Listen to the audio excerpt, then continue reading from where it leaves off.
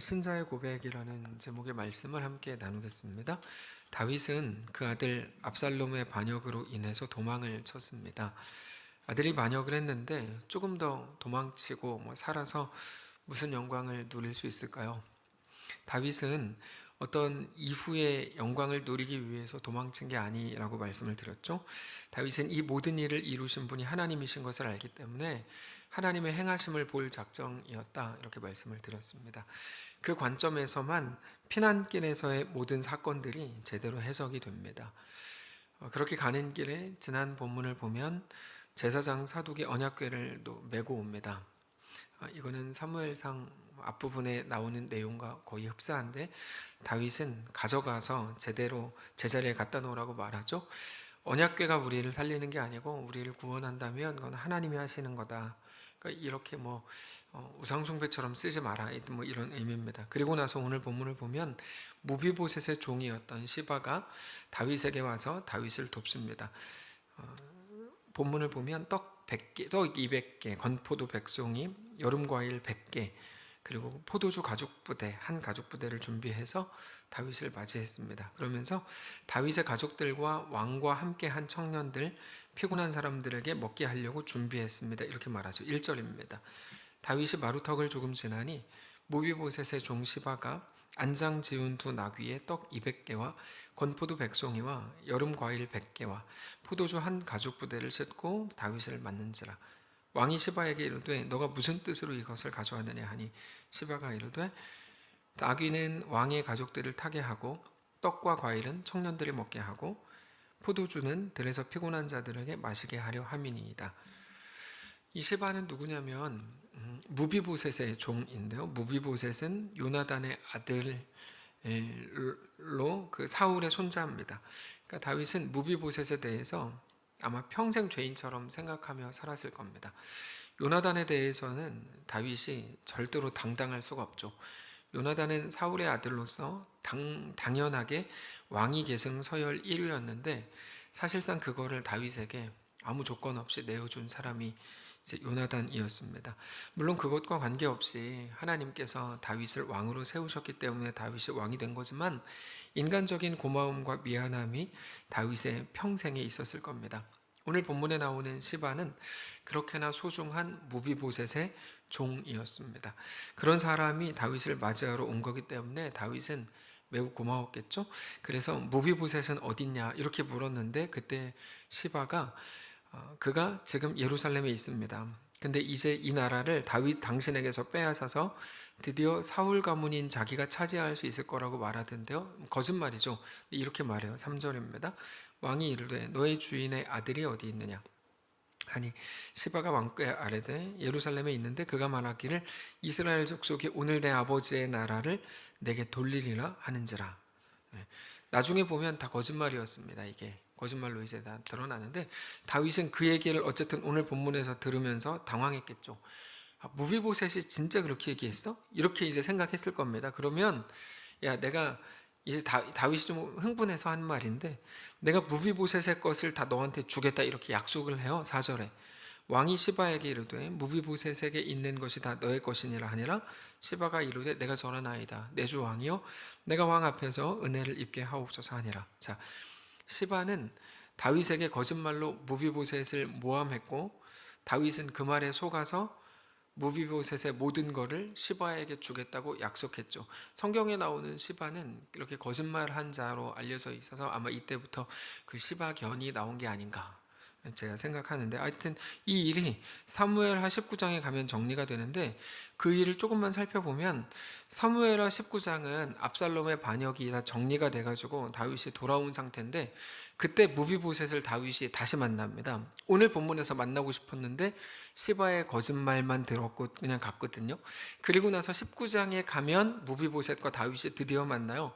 근데 그때 무비보셋의 얼굴을 보니까 너무 초췌해요.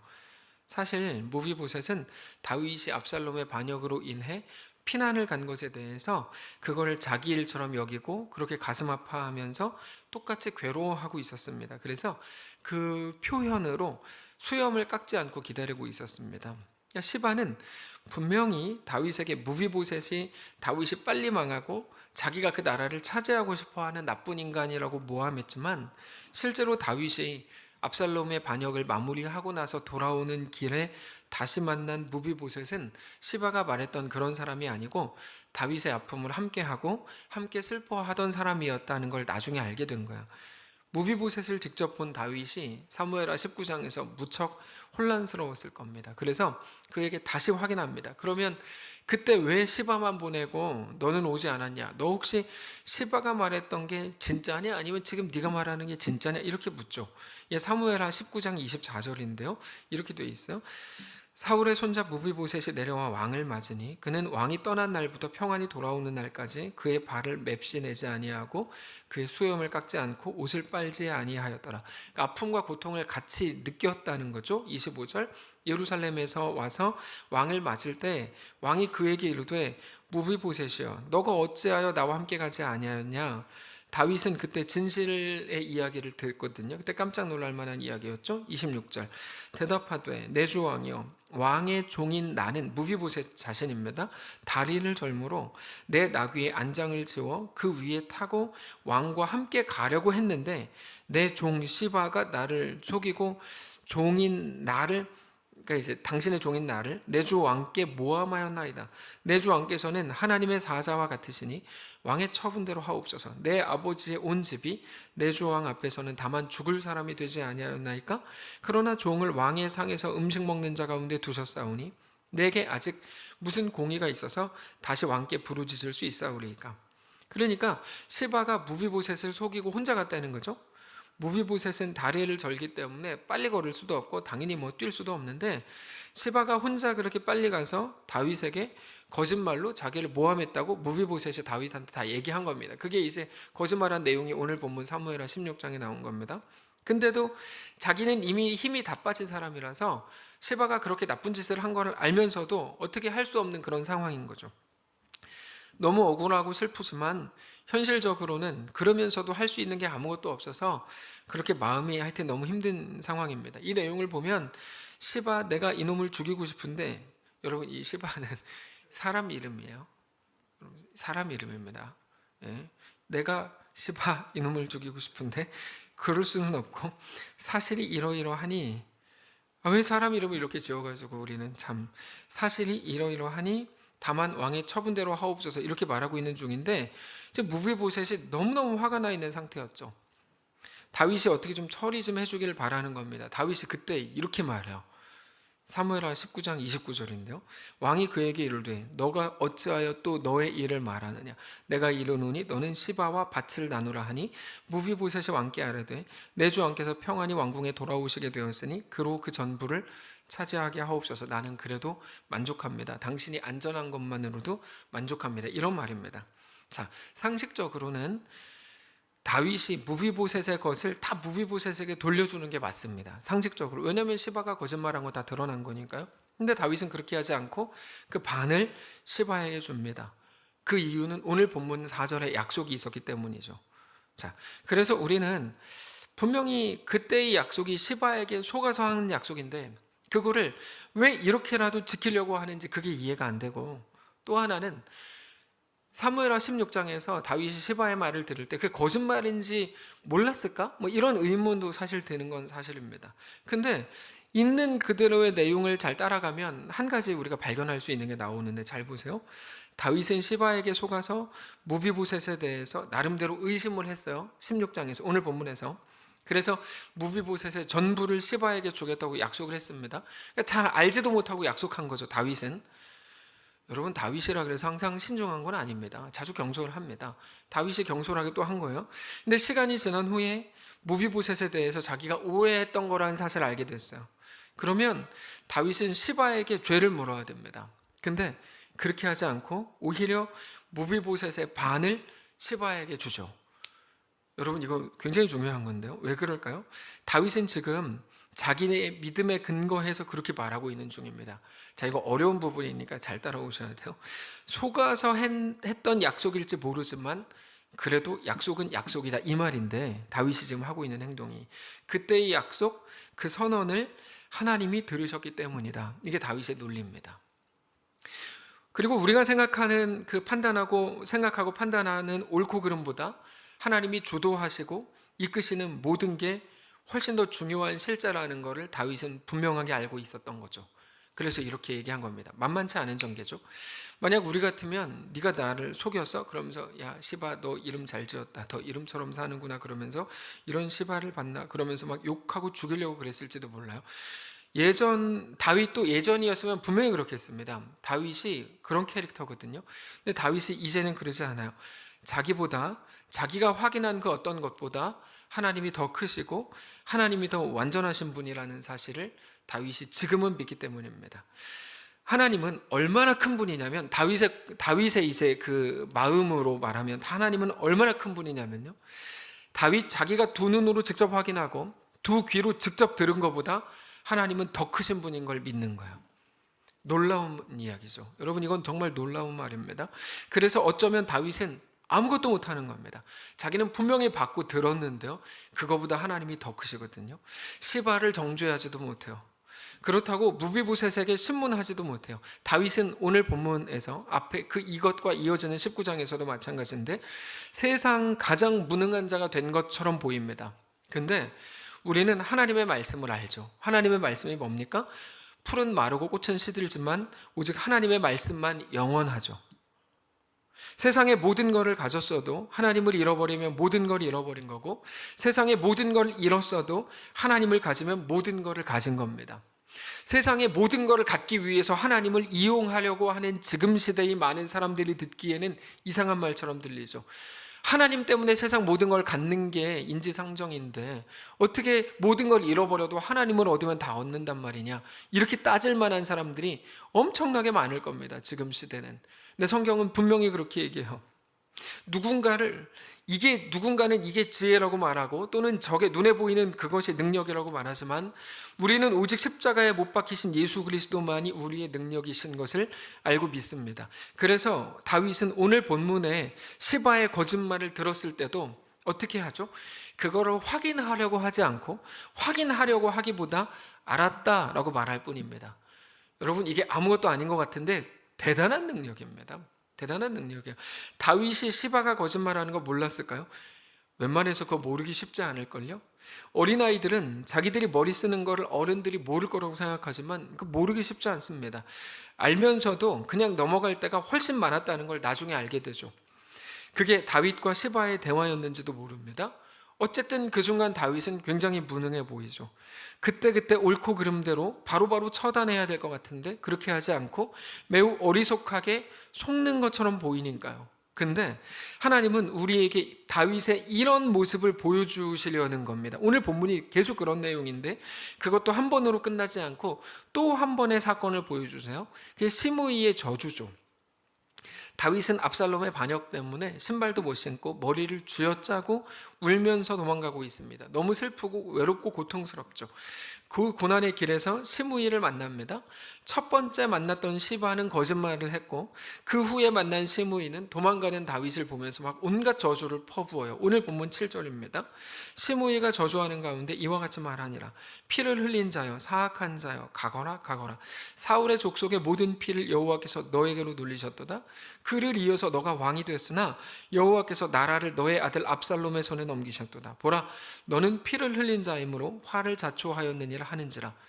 이 말을 들었을 때 다윗의 신복 모두가 분노했습니다. 9절이에요. 스루야의 아들 아비새가 왕께 여짜오되 이 죽은 개가 어찌 내 주 왕을 저주하리이까? 청하건대 내가 건너가서 그의 머리를 베게 하소서. 이 죽은 개가 어찌 내 주 왕 다윗 당신을 저주하는 걸 그냥 둡니까? 내가 빨리 가가지고 시므이 정도는 뭐 죽일 수 있으니까 죽이고 오겠습니다. 압살롬은 워낙 세력이 커졌으니까 거기에 대해서 당장 대항할 수 없다고 해도 우리가 아무리 힘이 약해도 저 시므이 정도는 죽일 수 있으니까 빨리 가서 죽이고 오게 허락해 주십시오. 이런 말이죠. 아비새는 여러분 정의로운 사람이었어요. 멋있어 보이죠. 불의를 보면 참지 않습니다. 여러분 지금 이 말 제가 지금 표현한 거 정의롭고 멋있어 보이고 불의를 보면 참지 않는 거, 이거 많은 사람들이 바라고 원하는 모습 아닌가요?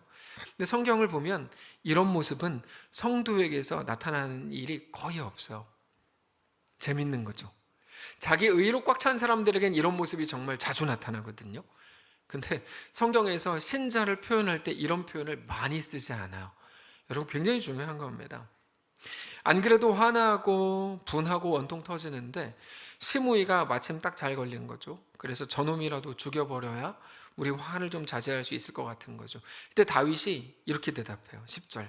왕이 이르되 스루야의 아들들아, 내가 너희와 무슨 상관이 있느냐? 그가 저주하는 것은 여호와께서 그에게 다윗을 저주하라 하심이니 너가 어찌 그리하였느냐 할 자가 누구겠느냐 하고, 또 다윗이 아비새와 모든 신하들에게 이르되 내 몸에서 난 아들도 내 생명을 해하려 하거든 하물며 이 베냐민 사람이랴. 여호와께서 그에게 명령하신 것이니 그가 저주하게 버려두라. 자, 내버려두라 이겁니다. 내버려두라. 아비새는 자기 정의와 옳음과 용감함과 씩씩함으로 꽉 차가지고 내가 분명히 시므이가 잘못하는 게 분명하니까 자기 생각에 내가 죽이겠습니다라고 하는데, 다윗은 뭐라 그래요? 내버려두라 하죠. 내버려두라. 답답하죠. 다윗에게는 옳고 그름이라는 게 없는 겁니까? 이렇게 보이잖아요. 근데 다윗의 말은 이런 뜻입니다. 우리가 어차피 압살롬과 싸우지도 않고 여기까지 왔는데 시므이가 한마디 했다고 뭐 그렇게 처음 욕을 먹은 사람들처럼 흥분하냐? 내버려둬라. 하나님이 알아서 하시겠지. 근데 이 말은 하나님께 떠넘기는 말이 아닙니다. 다윗은 진짜 그렇게 생각했고 정말 그렇게 말하고 있는 건데 답답한 말이죠. 우리는 그때마다 바로바로 하여튼 옳음대로 판단하고 싶어요. 하여튼 우리의 습성이에요. 우리는 늘 그때그때 그냥 판단하고 싶은 거야. 이건 아니지 라고 할 만한 일들 앞에서 가만히 있지 않아요. 아무리 온유한 사람도 이건 아니지를 늘 해요. 그러니까 사실 온유한 사람이라는 게 세상에 없는 것 같다라고 자주 느끼는데, 근데 다윗이 오늘 보여주는 이 태도는 너무 이상해 보입니다. 근데 하나님께서는 분명히 오늘 본문의 다윗을 우리에게 보여주시는 거죠. 자, 그러고 보면 다윗이 원래 이런 사람이었는가? 그건 아닙니다. 골리앗 앞에서의 소년 다윗이 얼마나 정의롭고 용감하고 멋있습니까? 내가 저 개를 잡아오겠습니다. 그리고 막대기 하나 들고 자갈 몇 개 들고 나가서 이제 나갈 만큼 용감했었죠. 근데 그랬던 다윗이 오늘은 왜 이러고 있는 걸까요? 한마디도 못하고, 시바한테도 한마디도 못하고, 또 누구예요? 하여튼 그 시므이에게도 한마디도 못하고. 여러분, 다윗이 하루아침에 이렇게 된 건 아닙니다.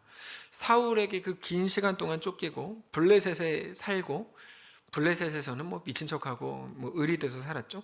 이스라엘에게 욕을 먹으면서 단지 유다의 왕으로밖에 못 있게 되고, 특별히 자기가 밧세바를 범하고 우리아를 죽인 이후에는 아들들도 자기와 똑같은 짓을 하고, 그러면서 이제는 급기야 아들이 반역을 일으키는 모든 시간들을 지내는 중에 다윗이 오늘 본문처럼 된 거예요.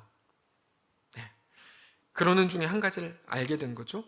내가 이게 옳다고 따라가던 그곳에서 생명을 보지 못했고, 다만 내가 아니라 오직 하나님이 오르시더라는 이걸 알게 된 거죠. 이 표현이 여러분 너무 중요한 표현이에요.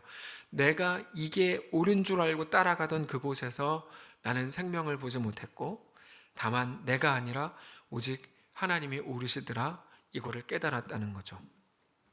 여러분, 그게 모든 용감한 자들의 마땅한 끝입니다. 용감의 끝이 뭔 줄 아세요? 대단한 것 같죠? 그렇지 않아요. 용감과 담대함과 씩씩함의 어쩌면 끝은 세상적인 의미에서 내가 이게 옳다고 따라가던 그곳에 생명이 없다는 걸 알게 되는 것뿐입니다. 거기에는 능력이 없습니다. 그는 그 순간에 한계를 알게 돼야 되는 거죠. 다만 내가 아니라 오직 하나님이 오르시더라. 우린 따라가기가 어렵죠. 왜냐하면 언제나 내 오름이 앞서기 때문에요. 우리 그리스도인들은 무조건 참아야 되고 막 잘못을 봐도 못 본 것처럼 아무것도 모르는 사람처럼 살아야 된다, 이런 말이 절대 아닙니다. 다만 우리 삶의 그 어떤 순간에도 내 오름이 아니라 하나님이 오르시다는 그 고백이 매일같이 우리 속에서부터 나와야 된다고 오늘 본문이 다윗을 통해 우리에게 보여주고 있는 겁니다. 여러분, 착하게 살란 말 안 해요. 이거는 우리 삶의 본질이 뭔지를 알아야 된다는 거죠. 다윗은 어떻게 그게 가능했을까요? 사울에게 쫓기는 상황을 성도로 살아봤거든요. 예전에 신자로. 그 적국인 블레셋에서 살 때도 신자로 살아봤는데 그게 가능하더라는 거죠. 전에는 야, 너 어떻게 적국인 블레셋에서 이렇게 사냐라고 생각했겠죠. 자존심이 허락 안 하고 이건 옳지 않아. 근데 아니요, 그게 가능하더라는 걸 그때 알게 됐어요. 자기가 죄를 지은 그 순간에도, 전에는 죄인은 죽여야 돼, 이게 다윗의 생각이었거든요. 그래서 나단이 이렇게 어떤 사람이 양이 있었는데 가난한 사람이 양이 있었고 부자는 부자였는데 이런 얘기 했을 때 다윗의 죄를 지적한 거죠. 그 얘기했을 때 다윗이 제일 먼저 했던 이야기가 찢어 죽이자 이런 식의 얘기였어요. 다윗은 그런 사람이었습니다. 옳음대로 그때그때 반응하는 사람이었거든요. 근데 그게 아니라는 것을 알게 된 거예요. 네. 자기가 죄를 지은 순간에도, 아니 아들이 똑같은 짓을 했을 때도 그 속에서도 신자로, 믿는 자로 살 수 있겠더라는 거죠. 근데 고작 시바의 거짓말일지도 모르겠는 상황, 혹은 시므이가 욕하고 저주하는 그 상황, 문제 없다. 거기에서도 내가 할 일은 신자로 서 있는 것뿐이다. 이 얘기를 지금 하고 있는 거라니까요, 다윗이. 그의 선택과 그의 결정을 통해서 그 일, 그 고백을 하고 있는 거고, 하나님은 그 모습을 우리에게 보여주시는 겁니다. 우리는 신자 또는 성도라는 게 멋있는 뭔가라고 생각하는 경우가 많아요. 이거는 큰 왜곡이고 큰 착각입니다. 신자, 그것도 복받은 신자라고 할 때 뭐가 떠오르세요? 하나님께 복 많이 받아서 돈 많이 벌고 건강해지고 자녀가 잘 되는 게 좋은 신자의 표징인 것처럼 생각하죠. 그거는 누군가가 만들어 놓은 괴물 논리입니다. 그건 맞지 않는 말입니다. 성경은 그렇게 말하지 않거든요. 우리는 주일 오후 예배 때 예레미야를 묵상하고 있습니다. 하나님의 은혜로 바벨론을 이기는 게 신자에게 주시는 은혜요, 복이 아니라 바벨론에 끌려가서도 신자로 살 수 있다를 보여주시는 거라 그랬죠. 거기서도 하나님의 은혜가 부어질 수 있다를 말씀하시는 게 예레미야라고 말씀드렸죠. 그래서 끌려가라고 말씀하시는 겁니다. 이길 수 있다, 그러니까 바벨론과 싸우자, 바벨론을 맞서 싸워 이길 수 있다라고 말하지 말고, 예레미야는 계속 뭐라고 말하냐면 울면서 끌려가라고 말해요. 우리는 그게 싫죠. 그게 싫죠. 그래서 예레미야는 별로 읽어본 적도 없어요. 근데 하나님은 그거를 말씀하세요. 그래서 다윗은 다만 이렇게 고백합니다. 12절에, 오늘 본문 12절, 아주 멋있는 고백입니다. 혹시 여호와께서 나의 원통함을 감찰하시리니 오늘 그 저주 때문에 여호와께서 선으로 내게 갚아주시리라. 오직 하나님의 은혜의 한 자락을 구하고 있는 건데, 거기에는 시므이를 죽여주십시오 라는 식의 하나님에 대한 명령이나 요구가 나오지 않습니다. 여러분 잘 생각해 보세요. 우리 기도에는 하나님에 대한 명령이 거의 대부분 아닌가요? 사실 문제 있는 기도라고 제가 수도 없이 얘기하지만 그냥 끊임없이 그런 기도 방식을 여전히 하는 이유에 대해서 좀 잘 알지 못하겠어요. 근데 오늘 본문의 이 고백을 보면 다윗은 하나님에 대한 명령의 기도를 하지 않아요. 다만 하나님이 나를 알아주시기를, 나를 불쌍히 여겨주시기를 구할 뿐입니다. 그래서 불쌍히 여김받는 게 얼마나 큰 은혜인지 여러분 우리가 알아야 됩니다.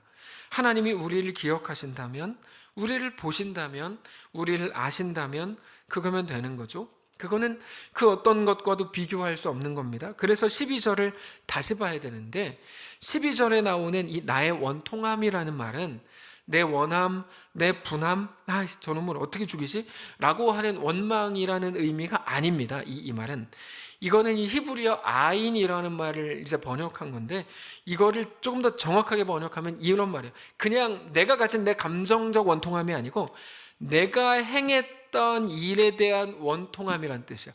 내가 행했던 원통한 행함, 이런 말입니다.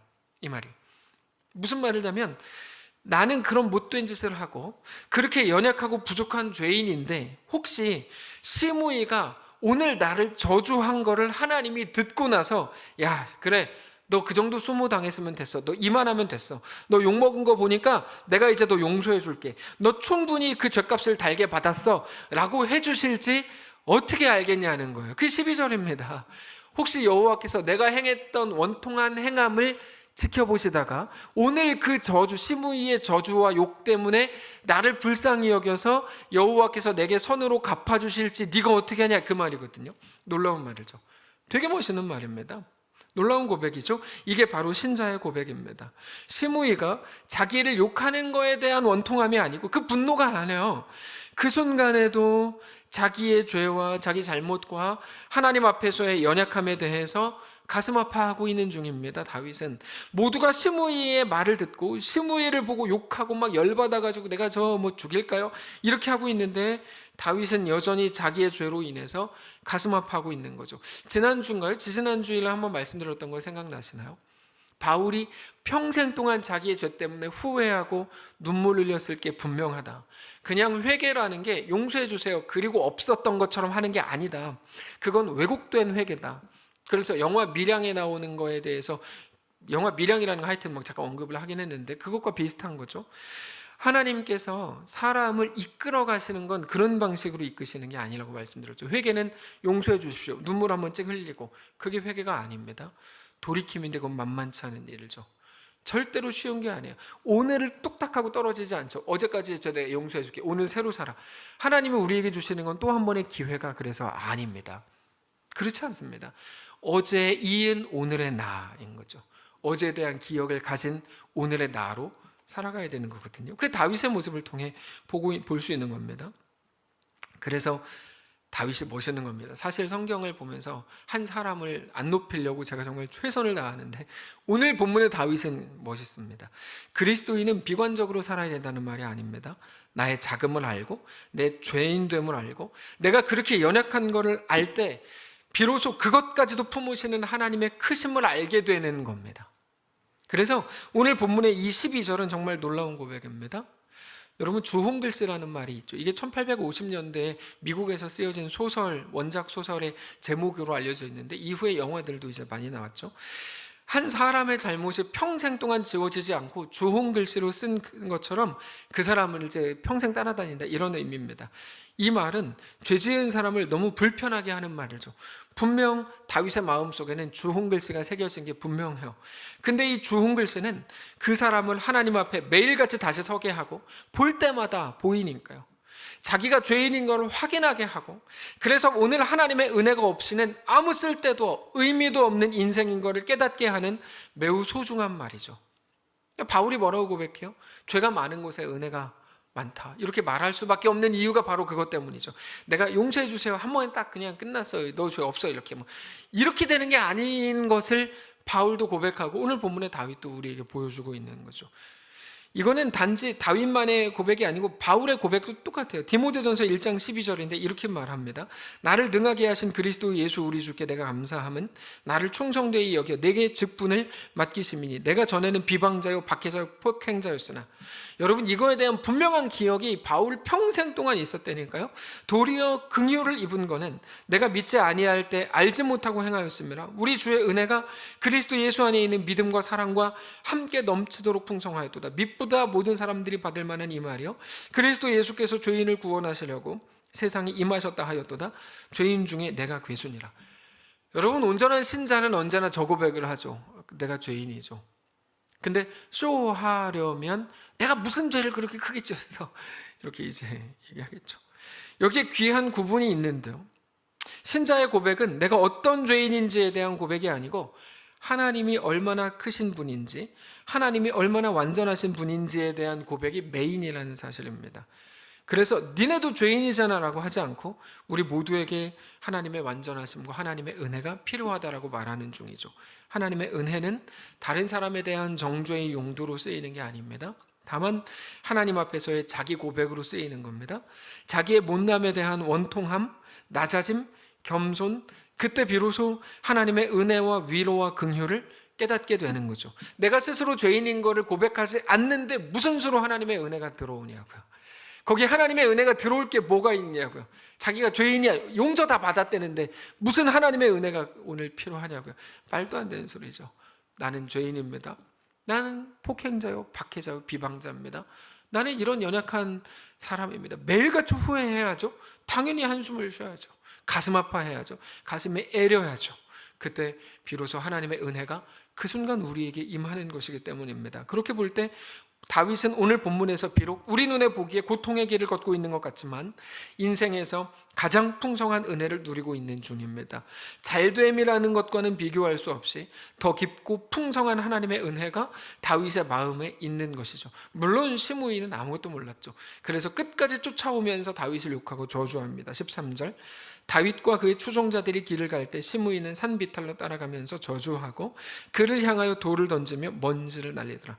그 마음에 하나님이 없는 사람이 어떻게 하는지 시므이를 통해 확인하십시오. 그 마음에 하나님이 없으면 어떻게 하냐면요, 끝까지 따라가가지고 저주하고요, 내가 반드시 그를 죽이리라 돌을 던지고요. 교회 안에서 똑같아요. 별짓 다 하는 거죠. 그 사람의 죄를 내가 낱낱이 고하리라 그러면 휴지통 뒤져가지고 막 죄 찾아내려고 별짓 다 하죠. 여러분, 그건 그 마음에 하나님 없는 사람의 특징이에요. 그렇게 하지 마세요. 여러분, 그거 좋은 거 아닙니다. 예, 큰일 납니다. 자기가 아무리 옳다 그래도 너무 싹 잡으면 안 됩니다. 그렇게 하는 게 자기 속이 시원하다고 느낄지 몰라도 그 속에 하나님이 없다는 걸 증명할 뿐입니다. 그렇게 좋다고 그런 거에 이제 좋다고 따라다니면서 욕하는 시므이가 아니라 그렇게 욕먹는 다윗이 하나님의 은혜를 누리더라는 거죠. 여러분, 마음이 얼마나 통쾌했겠어요, 시므이가. 근데 오직 욕먹는 다윗이 하나님의 은혜를 누리죠. 세상이 보는 것과 하나님이 주시는 것은 차원이 다른 겁니다. 지난 주일에도 말씀드렸던 것처럼 하나님은 언제나 세상의 질서와 세상의 자랑을 깨뜨리는 방식으로 일하신다는 것을 기억해야 합니다. 그리고 그것을 우리의 삶에서 늘 생각할 수 있어야 합니다. 말씀을 정리하겠습니다. 오늘 본문을 보면 다윗은 완전히 힘이 빠진 사람처럼 보입니다. 그러나 다윗이 진짜 은혜를 경험하고 나서 다윗은 늘 오늘 본문과 같았습니다. 바보 같았고요. 우리 이미 확인했잖아요. 그래서 자기 아들이 똑같은 짓을 저질렀을 때 한마디도 못하잖아요. 그것 때문에 압살롬이 형을 죽이고 그때도 한마디도 못해요. 압살롬이 유배 갔다 돌아왔는데도 한마디도 못해요. 무능의 극치. 다윗은 늘 그랬는데요, 많은 사람들은 은혜를 입으면 멋있어지는 줄 아는데 완전히 착각입니다. 그렇지 않습니다. 할 말이 없어지는 게 정상입니다. 할 말이 없어지죠. 은혜를 입으면 할 말이 없어집니다. 내가 은혜를 입었다 막 책 쓰고 막 별짓 다 하는데요, 안 그렇습니다. 은혜를 입으면 할 말이 없어집니다. 오히려 은혜를 입으면 세상으로 꽉 찬 사람들이 보기에 전혀 이해할 수 없는 말과 그런 선택을 합니다. 가만히 보면 힘이 다 빠진 말들만 하고 있죠. 하나님이 하시겠죠. 얼마나 이게 힘이 빠진 말이야. 난 하나님을 믿습니다. 그래서 어쩌라는 거예요? 하나님의 행하심을 봅시다. 뭐를 봐요? 그 사람을 욕할 거 없어요. 우리도 죄인입니다. 그래서요, 어쩌면 내가 더 큰 죄인일걸요? 이렇게 말하죠. 그래서 어쩌자는 거죠? 어쩌자는 게 아니에요. 오히려 어쩌자는 겁니까? 라고 묻는 게 세상의 말이죠. 내 정의로 꽉 찬 우리를 불쌍히 여기시고 주 앞에 서게 하옵소서. 우리는 매일같이 그 고백을 해야 합니다. 그게 신자들이기 때문입니다. 여러분, 신자의 고백은 누군가에게는 어떤 해답도 되지 못합니다. 저도 알고 있어요. 신자의 고백이라는 게 모두에게 해답이 되는 거 아니에요. 누군가한테는 막 화만 불러일으켜요. 다만 우리가 그렇게 할 수 있는 이유는 살아계신 하나님을 믿기 때문입니다. 그게 신자의 고백입니다. 하나님이 주시는 은혜는 우리가 가진 어떤 것으로도 만들 수 없는 것들입니다. 사랑하는 성도 여러분, 그게 오늘 우리의 고백이 되시기를 원합니다.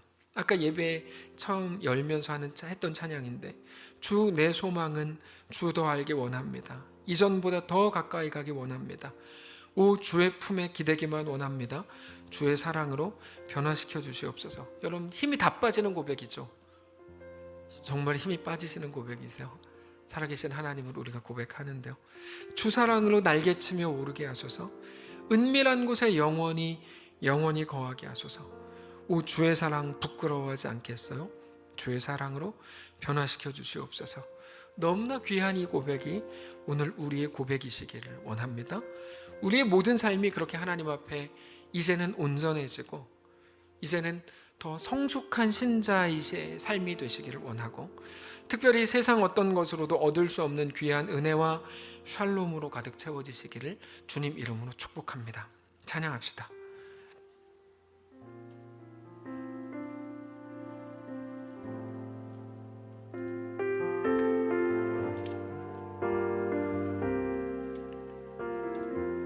주 내 소망은, 주 내 소망은 주 더 알기 원합니다.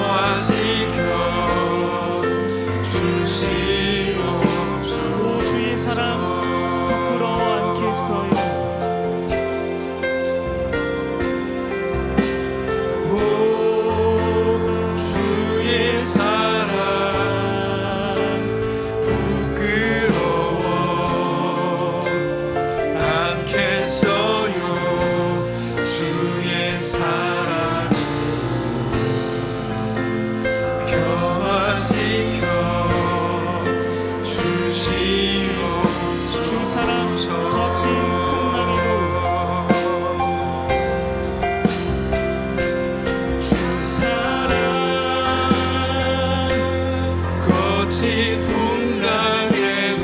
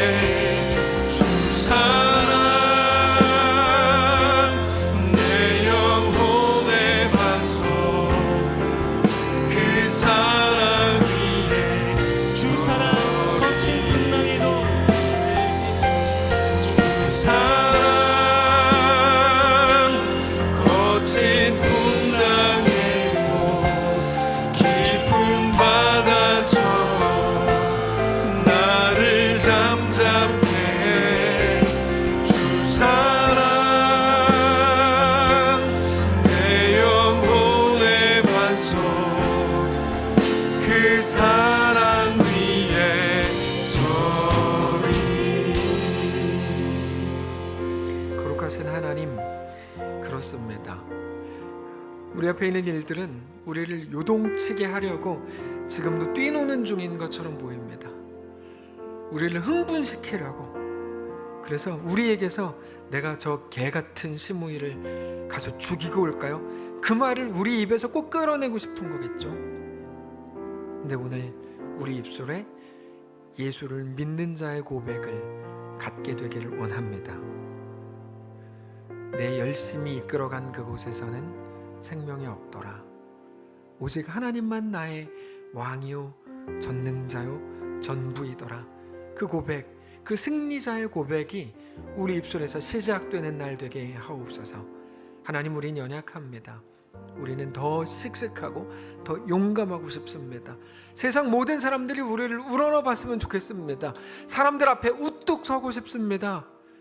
아니요, 오직 예수 그리스도의 십자가 아래 우리를 감추어 주시고 오직 하나님만 우리 삶을 통해 홀로 영광 받아 주옵소서. 하나님이 우리의 왕이시오 전부이신 것을 우리 입술을 통해 고백하게 하옵소서. 더 이상 내가 아니요 나는 죽고 예수가 내 속에 사시는 거룩한 신자를 다 되도록 축복하시옵소서. 하나님, 우리를 오늘까지 살게 하셨습니다. 우리가 잘해서 산 거 아니죠. 하나님의 은혜와 계획이 있는 줄 압니다.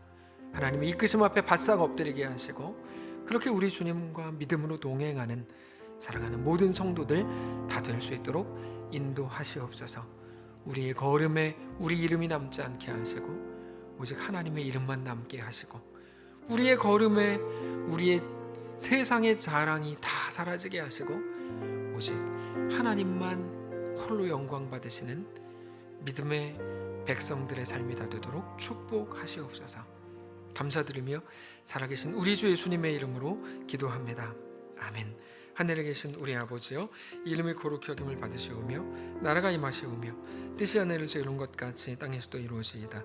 오늘 우리에게 일용할 양식을 주시고 우리가 우리에게 죄진 자를 사하여 준 것 같이 우리 죄를 사하여 주시고 우리를 시험에 들게 하지 마시고 다만 악에서 구하시옵소서.